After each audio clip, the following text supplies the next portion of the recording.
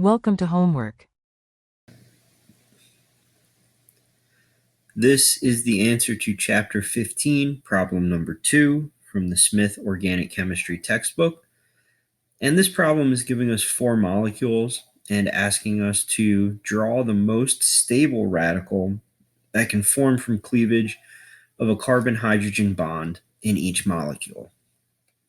And so remember that the stability of a radical is going to increase proportionally to how substituted the carbon is. And so the most stable radical is going to be the radical that's on the most substituted carbon.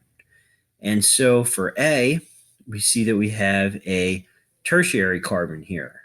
This carbon in the middle is bound to 2 carbons here and a third carbon here, and has a hydrogen that can be removed. It has a hydrogen of which the carbon-hydrogen bond can be cleaved to give us a radical.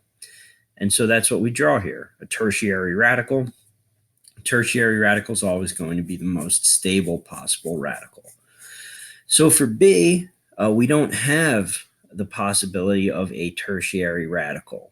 We have this carbon, which is bound to 4 other carbons, and so there's no carbon-hydrogen bond there that we can cleave to make the radical.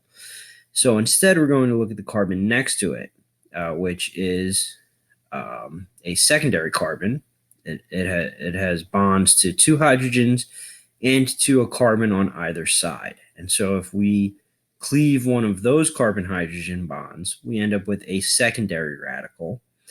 And that secondary radical is the most stable radical that we're going to be able to form for this molecule. For C, it's a similar situation. We have a quaternary carbon, a carbon that is bound to 4 other carbons. And so, of course, there's no carbon-hydrogen bond to cleave there. So instead, what we have to do is cleave one of these carbon-hydrogen bonds from one of the 4 methyl groups. And so that's going to give us a primary radical. It's not a very stable radical, but it is the most stable radical that we can form from carbon-hydrogen bond cleavage in this molecule. And so that's the answer for C. And then for D, again, we are able to form a tertiary radical. This carbon here, where the ring connects to this butyl group, we are able to cleave a hydrogen there and create a tertiary radical. And again, a tertiary radical is always going to be the most stable radical. And so that's the answer to D. And overall, that is the answer to Chapter 15, problem number